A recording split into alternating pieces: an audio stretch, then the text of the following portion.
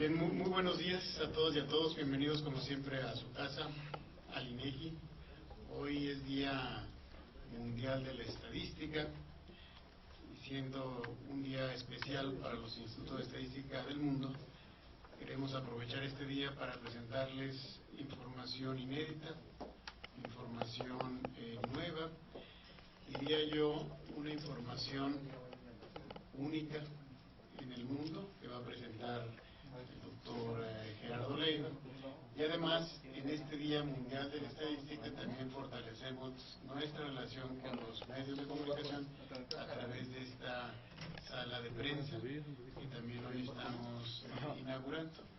Y sí responde a una nueva visión del INEGI en relación con los medios de comunicación.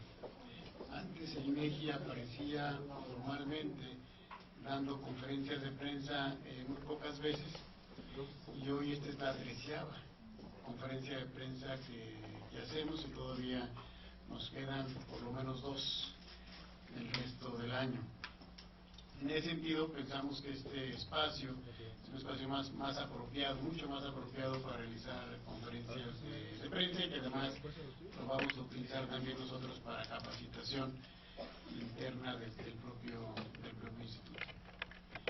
Bien, dicho esto, les presento, como es nuestra costumbre, a quienes nos acompañan hoy: el doctor Enrique Ordaz, el director general de Integración, Análisis e Investigación en el Instituto, y el doctor Gerardo Leiva, que es director general adjunto de investigación también en el INEGI. La conferencia de prensa tiene 3 partes. En la primera les voy a dar yo una introducción, realmente un resumen muy rápido de lo que pasó en la reunión de la semana pasada que realizamos entre el INEGI y la OCDE. Y después el doctor Gerardo Leiva les va a hacer una presentación detallada de esta nueva información inédita que venimos hoy a presentarles a ustedes. Es un ejercicio, repito, yo diría único en el mundo, y es la parte central de la conferencia de prensa del día de hoy. Y posteriormente, por supuesto, estaríamos a las órdenes de ustedes para cualquier pregunta o comentario que deseen hacer. Iniciamos entonces. Si me ponen la presentación, por favor. La primera etapa entonces tiene que ver con este foro mundial de la OCDE. Les vamos a dar la presentación al terminar la reunión, de forma tal que la tengan y puedan revisarla posteriormente. Repito, eso yo lo voy a hacer de manera muy breve para no concentrar tiempo del tema central de esta conferencia de prensa. Salió mucho mejor de lo que esperábamos. La OCDE y el Instituto esperábamos una asistencia de 800 participantes, al final fueron 1,300. Fueron 140 conferencistas, fueron 40 expositores, y tuvimos representantes de más de 60 países en este foro global. Y creo que lo más importante es que no solo vinieron de un solo sector, sino de la academia, investigadores, sociedad civil, organizaciones internacionales, gobiernos, oficinas nacionales de estadística, sector privado. En general, la verdad es que tuvimos una representación muy variada en el foro, lo que le dio mucha mayor riqueza. Y por supuesto, como es costumbre ahora, las redes sociales también estuvieron muy activas. Tuvimos 1.5 millones de personas vía Twitter en 3 días, ¿no? Este foro forma parte de una historia de la OCDE que ha venido realizando a partir de los últimos 10, 12 años. El primer foro fue en Palermo, fue en Italia. El segundo foro fue en Turquía, fue en Estambul. El tercer foro fue en Corea, en Busan. El cuarto foro fue en Nueva Delhi, en la India. Y el quinto foro ahora se realiza en Guadalajara, en México. Forma parte de este grupo de conferencias de la OCDE, pero es la primera vez que se realiza en el continente americano. Y el pasado fue en Nueva Delhi en el 2012, y ya empezaba a converger la comprensión del tema de bienestar. Se presentaban muchas conferencias, particularmente de cómo medir el bienestar subjetivo. Había mucho intercambio de prácticas a partir de cómo medir. Y en ese foro también se decía, tenemos que pasar ya de la medición al diseño de políticas públicas, ¿no? ¿Dónde estamos ahora? Hoy el bienestar es parte central de la agenda. Se refiere a esto en que, por ejemplo, en el mundo, en Naciones Unidas, el principal debate hoy en día es cómo medir los objetivos del desarrollo sostenible a partir de una serie de indicadores que se van a aprobar en el mes de marzo del año entrante. Pero esos objetivos de desarrollo sostenible ya son mucho más amplios que lo que eran los objetivos de desarrollo del milenio, de tal forma que esta agenda de medir el progreso más allá del Producto Interno Bruto está teniendo muy buen impacto, y destaca varios ejemplos que se presentaron en Eslovenia, Ecuador y Tailandia, donde tienen en sus temas centrales de planeación, inclusive en la Constitución de Ecuador, ya está el tema del bienestar directamente planteado, ¿no? Y a nivel local también tenemos el caso de Jalisco, pero hay otros esfuerzos importantes, interesantes, como el de Bogotá que se presentó en el foro, ¿no? El bienestar ahora está no solo en términos agregados, sino ya lo vemos cuando se analiza la educación, ahí está presente el bienestar. Cuando se analiza la salud mental, está presente el bienestar. Cuando se analiza la confianza de los ciudadanos en las autoridades, ahí está presente el bienestar. Cuando se analiza la gobernanza, ahí está ya presente el bienestar. De igual manera, el bienestar ha cambiado y ha traído otra vez al debate temas importantes que son transversales, como el de desigualdad, que se comentó, yo diría, en muchas de las mesas durante el foro en Guadalajara, de la sostenibilidad, pero más allá del tema ambiental que ha estado presente desde hace mucho tiempo, sino también en términos sociales y económicos, y el de la confianza, que está tomando mucho impulso. Igual, el concentrarnos en el tema del bienestar o el incorporar el tema del bienestar al debate ha cambiado muchas discusiones. Hay una discusión muy importante que se daba entre los economistas de que había un trade-off entre desigualdad y crecimiento económico. Si para promover una mayor igualdad teníamos que pagar un costo en términos de crecimiento económico. El incorporar el tema del bienestar ha hecho que ya se vean oportunidades ganar entre crecimiento y desigualdad, entre progreso económico y sostenibilidad ambiental, entre bienestar y objetivos de las empresas privadas, entre cantidad y calidad del empleo. Entonces está cambiando la discusión a nivel mundial. Ya no es una cosa o la otra. Lo que se está viendo es que se pueden lograr los dos objetivos, ¿no? Cuando incorporamos el bienestar dentro de la agenda. Y hay, por supuesto, muchas mejoras en la medición, lo vamos a ver el día de hoy con la encuesta de bienestar subjetivo que vamos a presentar, pero también durante la reunión se presentaron varias experiencias interesantes, ¿no? Y luego, ya no solo se está viendo la parte agregada, sino ya se está viendo qué pasa en las ciudades, qué pasa en los estados. Un ejemplo es lo que vamos a presentar el día de hoy. No solo vamos a presentar cómo se ve el bienestar subjetivo desde el punto de vista nacional, como lo habíamos hecho la vez pasada que lo presentamos, sino ahora también va a ser por entidad federativa. De igual manera, hay datos abiertos, hay Big Data. Un ejemplo claro de Big Data y de visualizaciones, pues es el que publicó el INEGI la semana pasada, que refiere al estado de ánimo de los tuiteros en nuestro país. Ustedes ya lo pueden encontrar en la página del INEGI el viernes de la semana pasada, a partir del viernes. Y lo que buscamos en este foro, vincular la medición con la política pública, ¿no? Ya hay hoy una mucho mayor relación, no solo la medición en sí mismo del bienestar, que cambia la agenda de discusión, sino también incorporarlo a las políticas públicas. ¿Hacia dónde vamos? ¿Y qué sigue en los próximos años? Es consolidar el progreso, todavía hacer evaluaciones más rigurosas y comparativas de la experiencia de utilización de esta información en la política, hacer muchas alianzas para salirnos solo del mundo de la estadística, sino también hacer alianzas entre las políticas y la sociedad civil, entre los productores y usuarios de la información, entre los investigadores, productores de datos y diseñadores de política pública, que fue algo que varios de los conferencistas resaltaron, que muchas veces hacemos conferencias para estadísticos, y luego muchas veces se hacen conferencias para los investigadores, o muchas conferencias para los que hacen las políticas públicas. Y aquí lo importante fue esa confluencia de varios sectores, ¿no? Y hacer varias cosas diferentes, sobre todo mayor apertura en los datos, asegurar que la información conduzca a las políticas públicas, asegurar que el tema del bienestar no esté solo focalizado en un área del gobierno, sino que sea una política de gobierno, que todas las secretarías, las dependencias lo vean como un tema central, ¿no?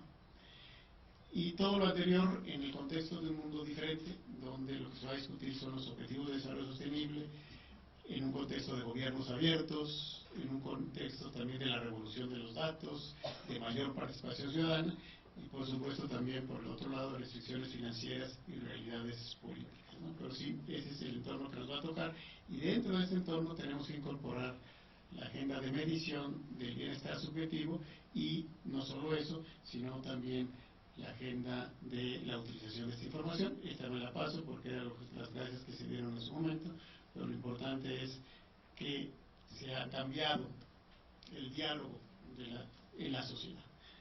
Hace 10 años, cuando alguien hablaba de medir el progreso de las sociedades yendo más allá del Producto Interno Bruto, la gente decía de qué estamos hablando.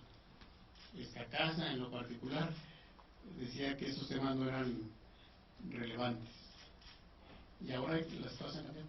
Hoy realmente el bienestar subjetivo está en el centro de la agenda de los países, y el bienestar subjetivo y medir el bienestar de manera diferente está en el centro de la agenda de la Casa de la Información Estadística y Geográfica de nuestro país, afortunadamente.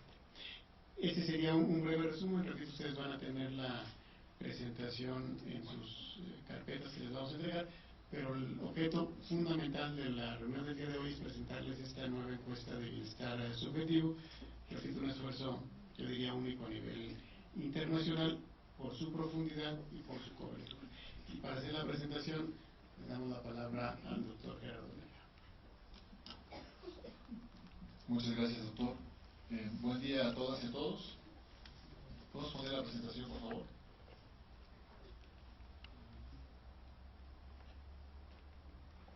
Ok. Pues, en efecto, les vamos a hablar de una nueva encuesta de bienestar subjetivo en México.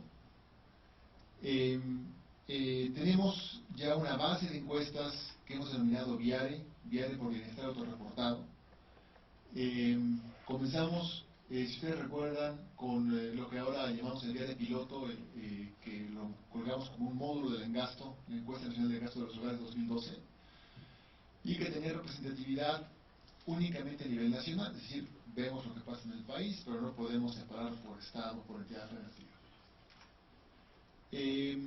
Un siguiente esfuerzo con esta misma lógica de generar información de bienestar subjetivo es el VIARE que llamamos básico, que lo levantamos como un módulo de la Encuesta Nacional de Confianza del Consumidor.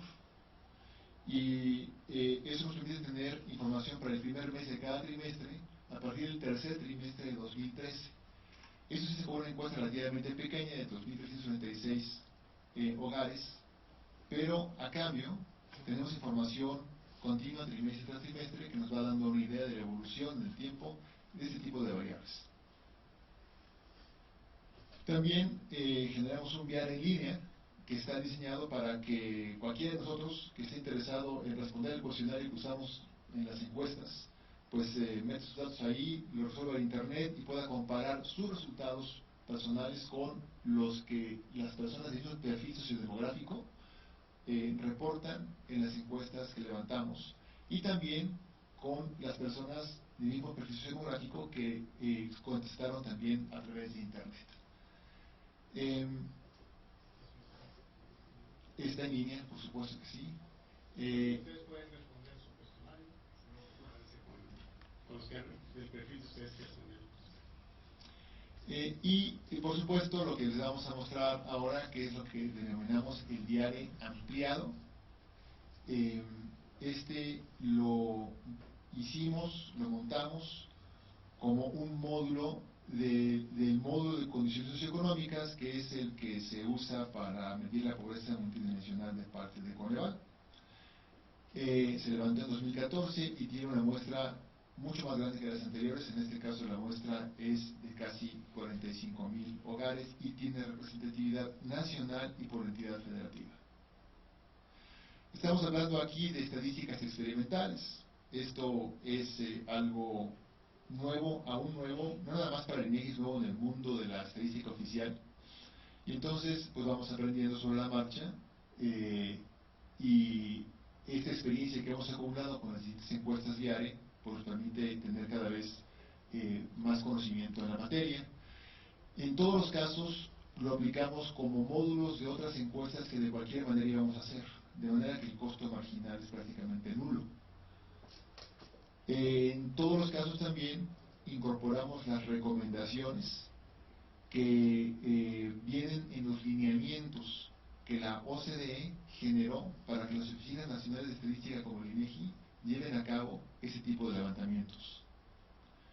Y también en todos los casos estamos hablando de población adulta, de 18 años en adelante. Nos vamos a concentrar ahora en los resultados de este viare ampliado que levantamos junto con el módulo de condiciones socioeconómicas. Y pues entramos ya en materia con el tema de satisfacción con la vida. ¿Cómo preguntamos sobre satisfacción con la vida? La pregunta es así: ¿podría decirme qué tan satisfecho se encuentra actualmente con su vida? Y le pedimos que nos dé una respuesta que va en un rango de 0 a 10, donde 0 es la peor situación y 10 es la mejor situación.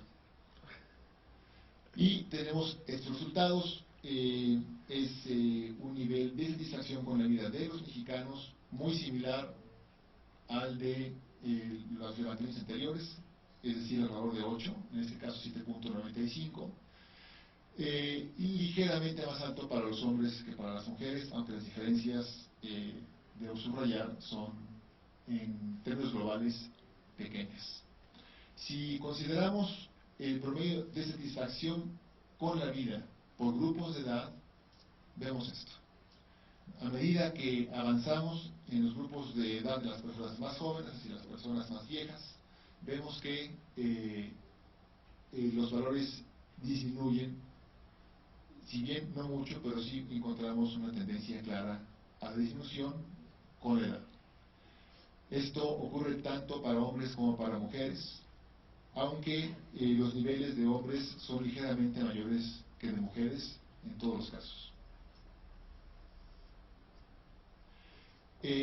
Si agrupamos a quienes responden de 0 a 4 como muy insatisfechos, de 5 a 6 como insatisfechos, 7 u 8 como satisfechos, o 9 o 10 como muy satisfechos, encontramos estos valores en millones de personas.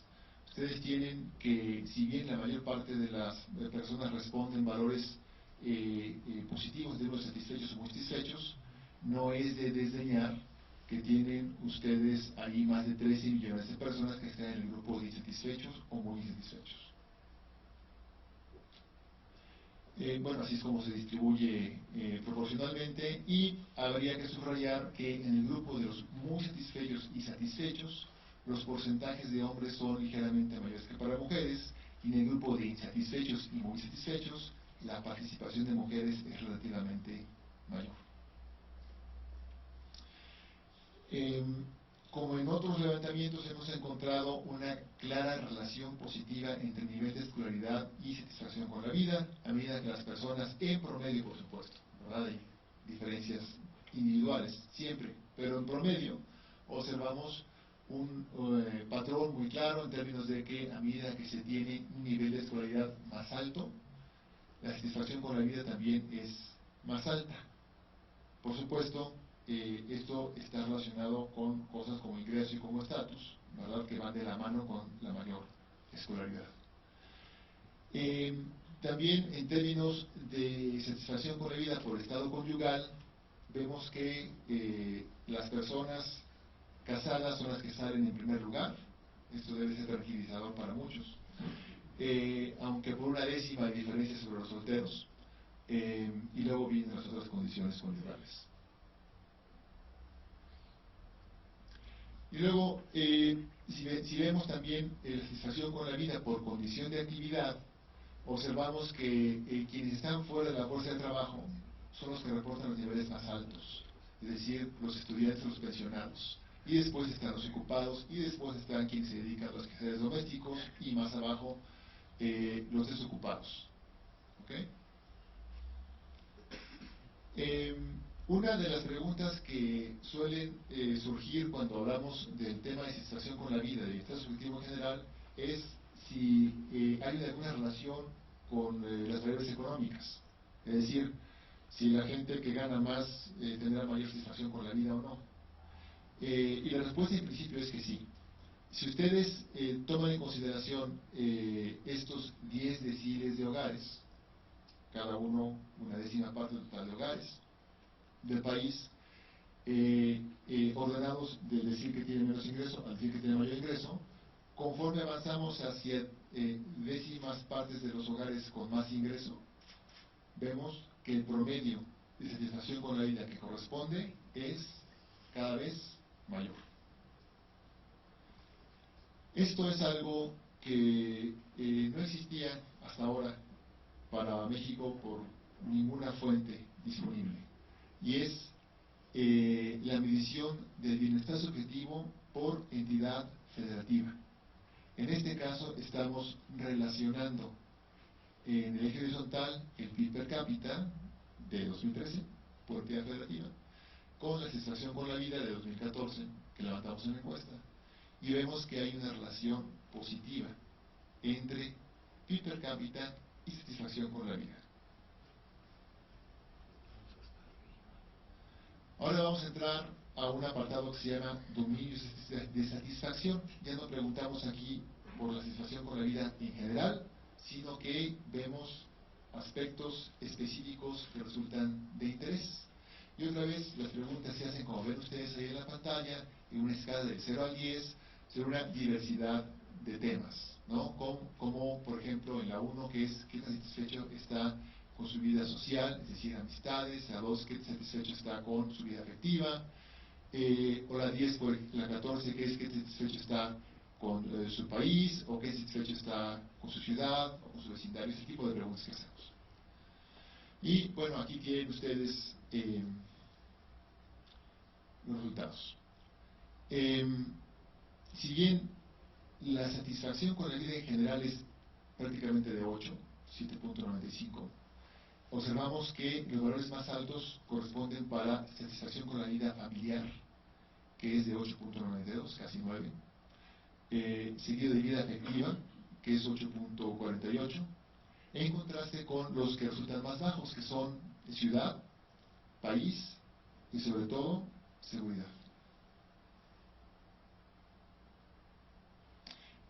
Estos dominios de satisfacción,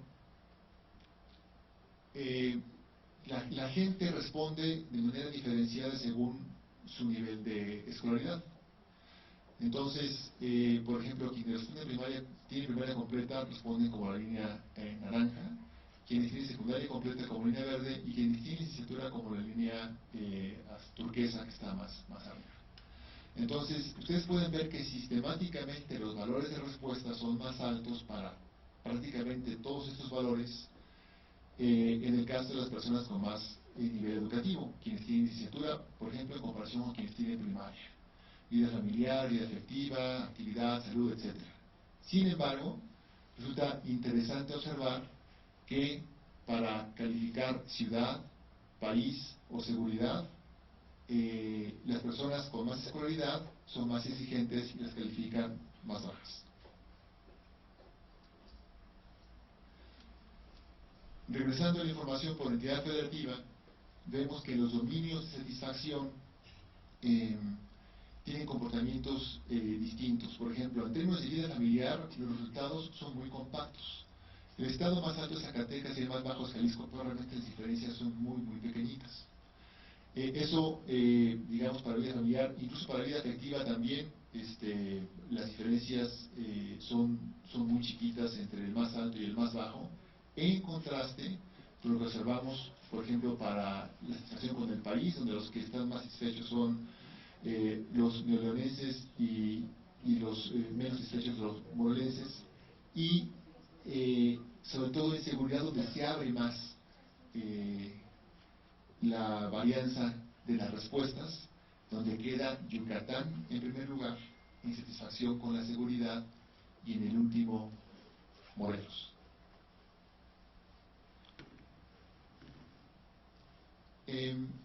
Esta gráfica que ven ustedes aquí nos habla de cómo está, de más a menos, la satisfacción con la vida por entidad federativa en el país, y en el primer lugar está el Distrito Federal y en el último lugar está Oaxaca.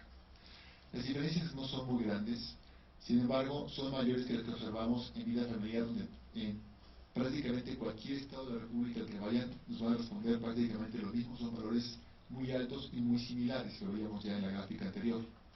En cambio, si consideramos otra variable como satisfacción con la seguridad ciudadana, nos encontramos que ahí sí las respuestas cambian bastante de una entidad federativa a otra. Y por ejemplo, aunque Tamaulipas tiene tercer lugar en satisfacción con la vida, sale entre las más bajas en términos de satisfacción con la seguridad ciudadana, junto con el Estado de México y con Morelos, que son los tres más bajos en esa materia. Luego vamos a balance efectivo. El balance efectivo se hace, digamos, se hace a partir de preguntas de carácter más emotivo. Las que vimos previamente son preguntas de carácter más cognitivo. Entonces ya no te pregunto sobre tu vida en general, sino te pregunto sobre tu estado de ánimo del día de ayer, en términos de la fecha previa a la realización de la entrevista. Y entonces preguntamos sobre emociones positivas, como si estuvo de buen humor, con tranquilidad, con energía o vitalidad, si estuvo concentrado, si experimentó emoción, satisfacción o alegría, y negativas, si estuvo de mal humor, preocupación, ansiedad o estrés, si estuvo cansado, sin vitalidad, si estuvo aburrido, o si tuvo tristeza o abatimiento, ¿no? Entonces podemos tomar estos elementos y hacer un balance de ellos. Cuando hacemos este balance, que va en una escala, en un rango de menos 10 a más 10, encontramos que en promedio los mexicanos tenemos un balance efectivo de 5.56, si estaríamos como el tercero de 4 escalones posibles. También con los hombres respondiendo ligeramente más alto que las mujeres, aunque los valores son muy cercanos. En esos balances efectivos de 5.56 promedio en general, podemos hacer balances parciales para distintos tipos de temas. Por ejemplo, enfocado contra aburrido, el balance es 6.04, y vitalidad contra cansancio, el balance es 4.83. Y en todos los casos, los hombres también responden más alto que las mujeres, aunque sobre todo responden más alto en términos de vitalidad contra cansancio y alegre contra abatido, y menos alto en términos de buen humor contra mal humor. También en términos de balance efectivo, les recuerdo que la escala va de menos 10 a más 10, y entonces podemos ver que hay 5.7 millones que quedan de personas que reportan más emociones negativas que positivas. Entonces su balance es negativo, 5.7 millones de personas. Hay 25.2 millones de adultos que reportan entre 0 y 5, y hay una gran mayoría, cerca de 50 millones, que reportan entre 5 y 10. Y bueno, es la distribución porcentual. El balance efectivo por grupos de edad se comporta algo distinto de la satisfacción con la vida. Aquí vemos que el balance efectivo alcanza sus niveles más altos no entre los más jóvenes, como ocurre con la satisfacción con la vida, sino entre quienes están en la edad de 45 a 74 años. Y luego decae, y luego de los 74 años. También más alto para hombres que para mujeres, aunque en la caída para mujeres es bastante más notable y luego de los 74 años. Si ustedes quieren ver el balance efectivo por entidad federativa, aquí dividimos en grupos de 8 estados, 8 entidades. El verde es el de los que están mejor, y luego otro grupo de 8, el segundo cuartil, los azules, y luego los amarillos, y los que tienen los menores niveles de balance efectivo son los rojos. Ok, entramos aquí a un tema que es eudemonia, que es un término griego que viene de la filosofía aristotélica y que básicamente tiene que ver con el buen vivir y el sentido de vida, la felicidad no como una experiencia estrictamente hedónica, sino como una manera de vivir la vida con un propósito. Y entonces tenemos ese tipo de preguntas. ¿no? Por ejemplo, en general me siento muy bien con respecto de mí mismo, y ahí lo que tienes que poner es si estás poco de acuerdo o totalmente de acuerdo, de 0 al 10 otra vez. Siempre soy optimista con respecto a mi futuro, soy libre para decidir mi propia vida, me gusta aprender cosas nuevas, por lo general siento que lo que hago en mi vida vale la pena, soy una persona afortunada, en lo que me va, el que me vaya bien o mal depende fundamentalmente de mí, siento que tengo un propósito o una misión en la vida, o la mayoría de los días siento que he logrado algo, ¿no? Estas son preguntas de valencia positiva y hay dos preguntas de valencia negativa. Una es, cuando las cosas no van bien, me lleva largo tiempo volver a la normalidad, y otra es, me siento afortunado, me siento aburrido por problemas me siento abrumado por problemas personales y obligaciones que tengo que cumplir, ¿no? Entonces, esas son las respuestas. En general, los promedios son bastante altos. Para las de valencia positiva y para las de valencia negativa estamos en 5 y cachito.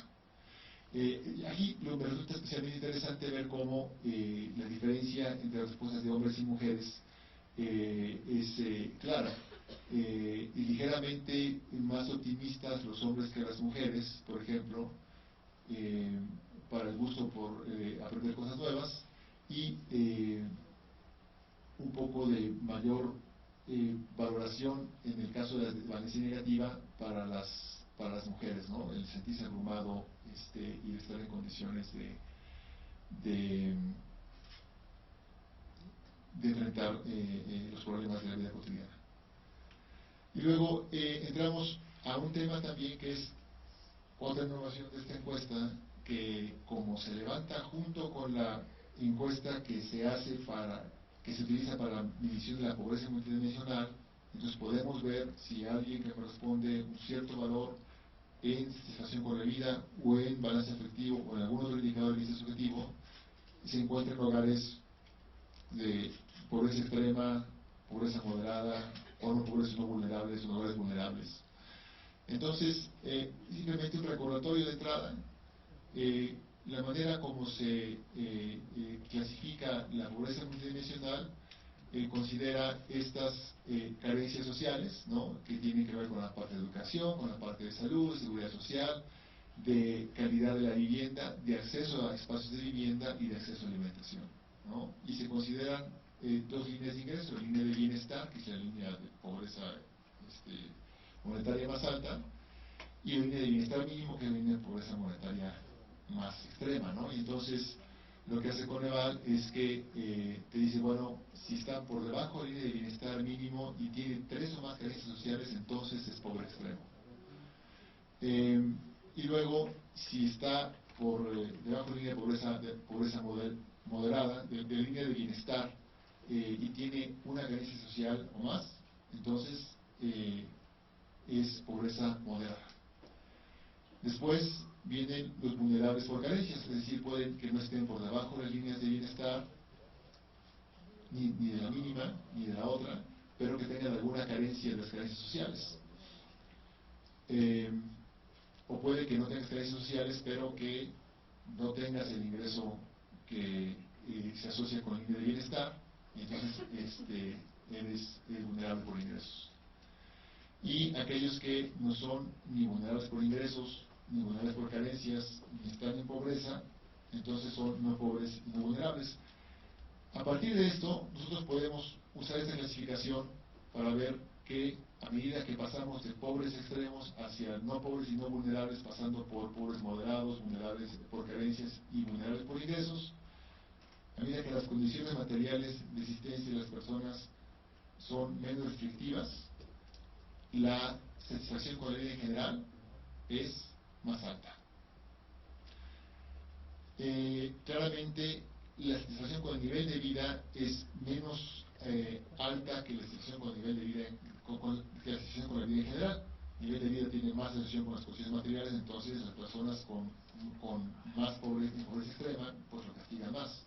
Pero de todas maneras vemos que a medida que tienes restricciones materiales menos graves, calificas mejor tu satisfacción con el nivel de vida. Ahora, ¿qué pasa cuando la pregunta es satisfacción con el país? ya no se comporta igual, más bien es al revés.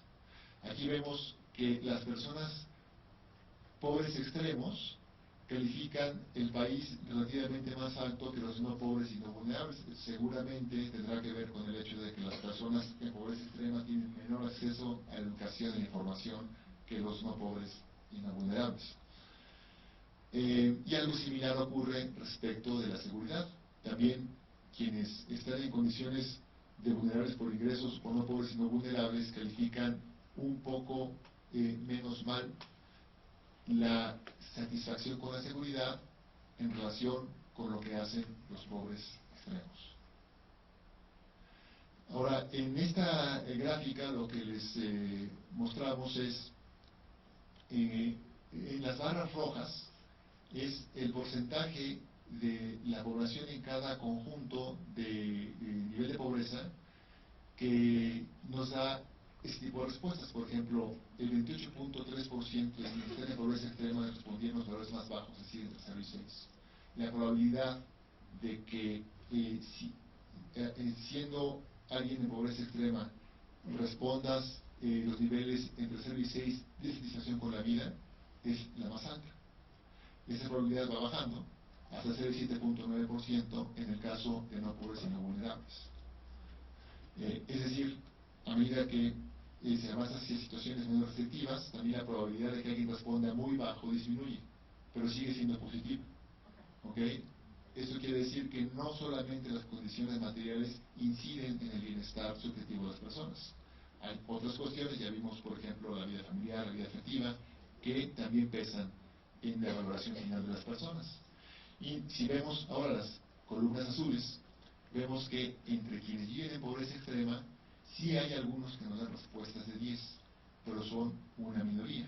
La probabilidad de que alguien responda a 10 es mucho mayor a medida que considero personas que tienen menores restricciones en términos de la calidad de su vida material.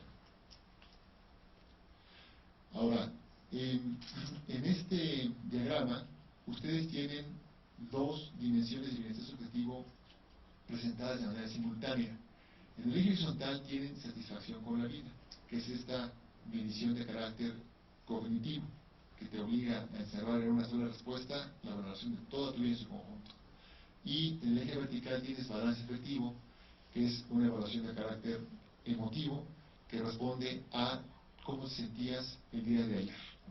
Entonces, en esta gráfica tenemos con la línea punteada vertical es el promedio nacional de satisfacción con la vida, la línea punteada horizontal es el promedio nacional de balance efectivo, la cruz negra es el promedio nacional en ambas dimensiones. Si estoy hacia arriba y a la derecha en la cruz negra, entonces estoy mejor en ambas dimensiones respecto del promedio nacional. Si estoy hacia abajo y a la izquierda de la cruz negra, estoy peor en ambas dimensiones respecto del promedio nacional. Cada una de las figuritas de color que ven ahí representa un subconjunto de la población con características específicas. En este caso, lo que vemos es que quienes están en hogares que calificarían de conformidad con la taxonomía de Coneval como no pobres y no vulnerables, están muy por encima del promedio. Luego siguen vulnerables por ingreso, luego digamos, a nivel del promedio, los vulnerables por carencias, después pobres moderados, y hasta el último, por supuesto, pobres extremos. Entonces hay una concordancia, digamos, de lo que esperaríamos, de que sabemos que las personas más pobres viven peor, y que entonces hay una concordancia con lo que reportan en materia de bienestar subjetivo. Una de las aportaciones de este análisis es que nos permite ordenar entre vulnerables por ingreso y vulnerables por carencias, porque digamos Coneval no hace un ordenamiento respecto de uno con respecto a otro, pero nosotros sabemos a partir de este análisis que en términos de su bienestar subjetivo, los vulnerables por carencias están algo peor que los vulnerables por ingreso. Ahora, vamos a ver con este mismo esquema del diagrama que les acabo de mostrar algunas otras situaciones, por ejemplo, adicciones y discapacidad, ¿no? Quienes están en hogares donde no hay adicciones ni enfermos ni nadie que requiera cuidados especiales, está ligeramente por encima del promedio. Si hay discapacidad mental, alguien con discapacidad mental en el hogar, o si alguien requiere cuidados especiales, o si hay alguien que sufre de alcoholismo en el hogar, estamos entonces por debajo del promedio nacional, y más aún si el problema es de otras drogas distintas del alcohol. Los datos interpersonales son bien importantes para el bienestar subjetivo de las personas, y aquí vemos cómo aquellos que confían en 5 o más familiares en caso de necesidad están por encima del promedio.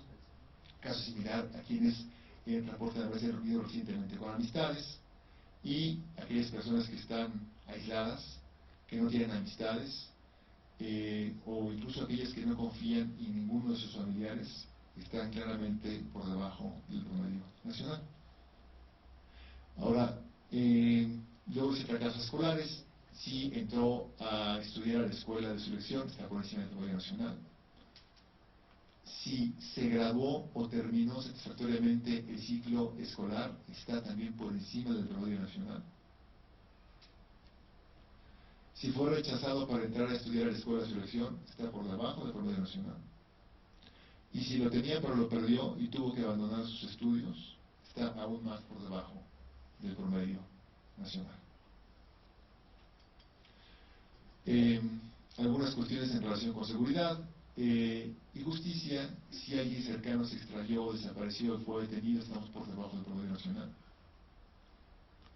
Si alguien cercano fue víctima de violencia y amenazas, también eso afecta negativamente el bienestar de las personas, sin duda, ahí está.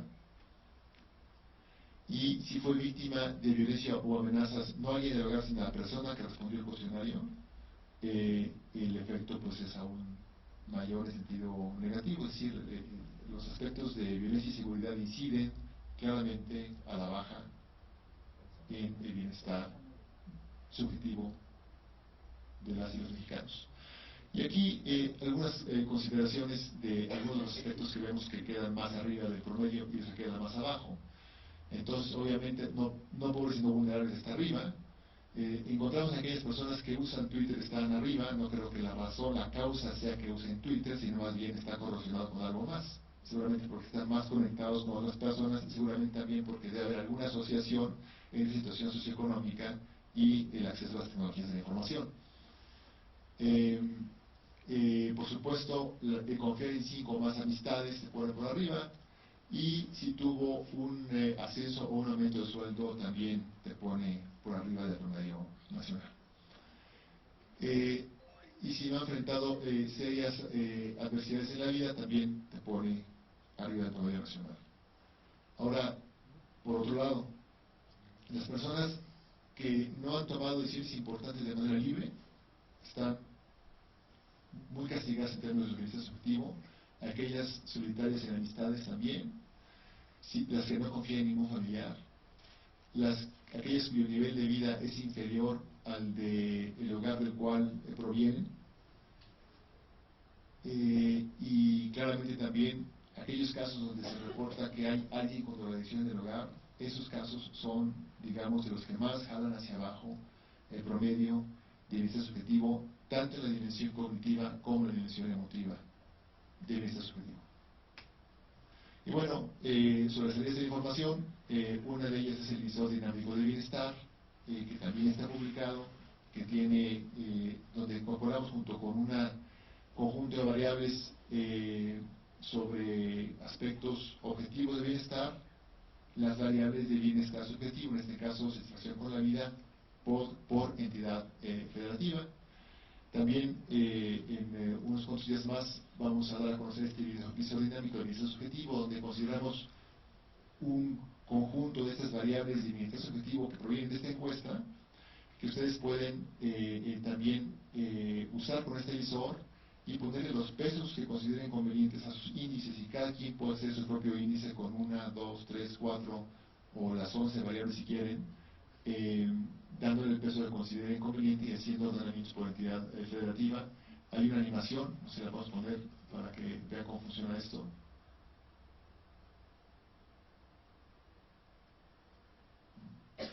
Bueno, esa no es la animación.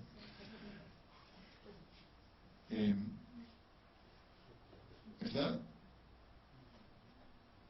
Bueno, colocar cómo está la animación. En fin, este visor es una manera de acceder a esta información, pero por supuesto, lo más importante es que los microdatos de cada una de las encuestas de bienestar subjetivo que hemos venido realizando en el INEGI en los últimos años, y en particular esta última, están depositados en la página de internet del INEGI, también hay tabulados ahí, y entonces ustedes pueden llegar y hacer su propio análisis para estudios, pueden hacer análisis microeconómico, pueden hacer econometría, pueden hacer estadística, y pueden lograr sus propias conclusiones a partir de esta información. Ahí está la animación, ¿no? Entonces, el asunto es que ustedes pueden mover las barritas que dan peso a cada uno de los indicadores y luego generar ordenamientos por entidad federativa, más o menos como está ocurriendo ahí en el video, ¿no? Entonces, esta es una de las series de información, pero les reitero, lo más importante es que tanto tabulados como las propias bases de datos, hogar por hogar, de las personas entrevistadas, están ahí en la página para que se usen. Y el hecho de que ya no, de que ya la información puede uno estudiarla por entidad federativa. Todo lo que habíamos presentado anteriormente eran resultados nacionales, pero en cada entidad federativa pueden ver exactamente qué es lo que le importa a los ciudadanos en términos de bienestar. Y ahora le pediría a Vicente Amador si nos coordina las preguntas, comentarios, si hubiera alguno, por favor. Muchas gracias, doctor. Y sí, nuevamente abrimos un espacio de preguntas y como siempre, además de agradecerles sus cuestionamientos, les pedimos si pueden mencionar su nombre y el medio de comunicación que representan.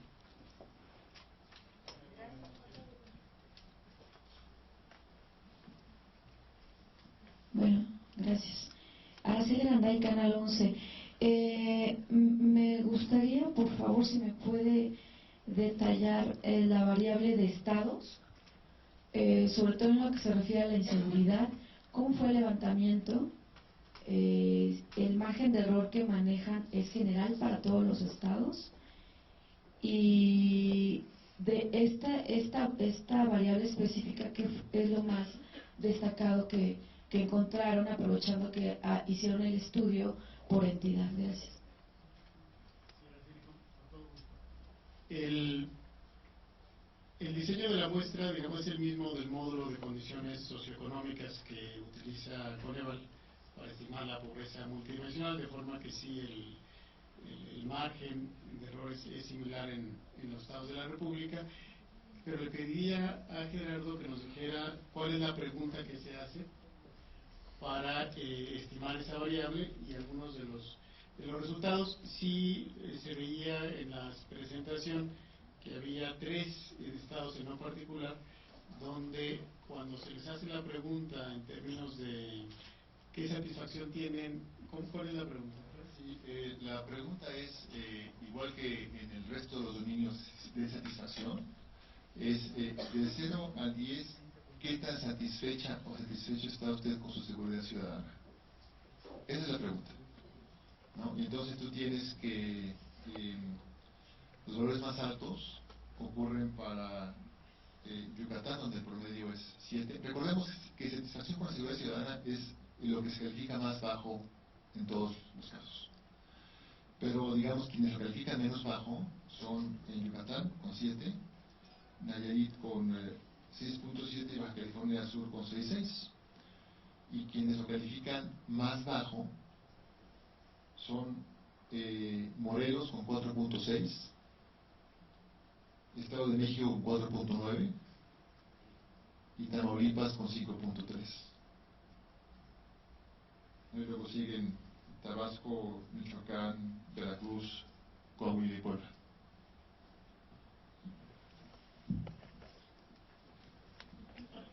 Sí, gracias. Buenas tardes, Susana López Peña de Televisa.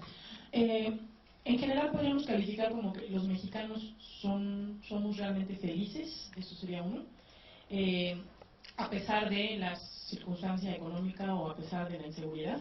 Lo que se lleva las palmas sería la felicidad por los logros personales. Y también quisiera preguntarles en cuanto a los estados, ¿cuáles son los más felices y los más infelices? Susana, sobre tu primera pregunta, lo que han encontrado todos los que han medido este tema, ya sea empresas privadas o empresas públicas oficiales, han encontrado que siempre que nos preguntan a los mexicanos qué tan satisfechos nos sentimos con la vida, efectivamente las calificaciones son muy altas. El promedio en general que nos ha salido a nosotros es de 8, en una escala del 0 al 10. Sin embargo, ese promedio me parece que esconde la insatisfacción en un grupo importante de la población. Si te preguntas qué tan satisfecho te sientes con la vida, en una escala del 0 al 10, hay 13.4 millones de mexicanos que te dicen de 6 para abajo.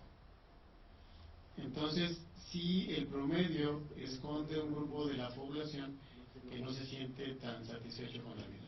Pero el promedio sí es alto relativamente, y lo que lleva ese índice hacia arriba son los temas familiares y los temas afectivos.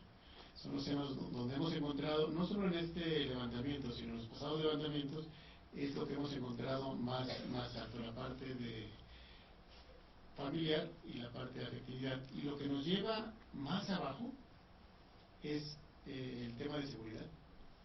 Y después, que debe ser preocupante y que debe estar relacionado con lo que tú mencionabas, es país. Y la pregunta es qué tan satisfecho te sientes con el país en el que vives. Y sí, está muy bajo. Entonces, algo debe haber ahí que está haciendo ruido, que quizás sea este entorno de inseguridad. Por estados, Gerardo. Sí, sí, solamente decir que en efecto, tanto las encuestas que hemos hecho del INEGI como otras que se han hecho por distintas empresas o instituciones, cuando se hace esta escala de 0 a 10, el resultado es sistemáticamente 8, ¿no? Por ejemplo, como 5 levantamientos sucesivos de la encuesta mundial de valores dan esto. Alguna encuesta que hizo la Universidad de Nuevo León también da eso. Esa no, pero porque te voy a hablar de, y eso es una pregunta un poco distinto, pero decía yo, el Latinobarómetro usa también una pregunta similar a la nuestra. Algunas encuestadoras privadas también en México han hecho preguntas en escala de 0 a 10 iguales a 8. Una encuesta que hizo Banamex y este país también desde alrededor de 8. Entonces, digamos, con esta escala que usamos, una pregunta similar te da en torno a 8.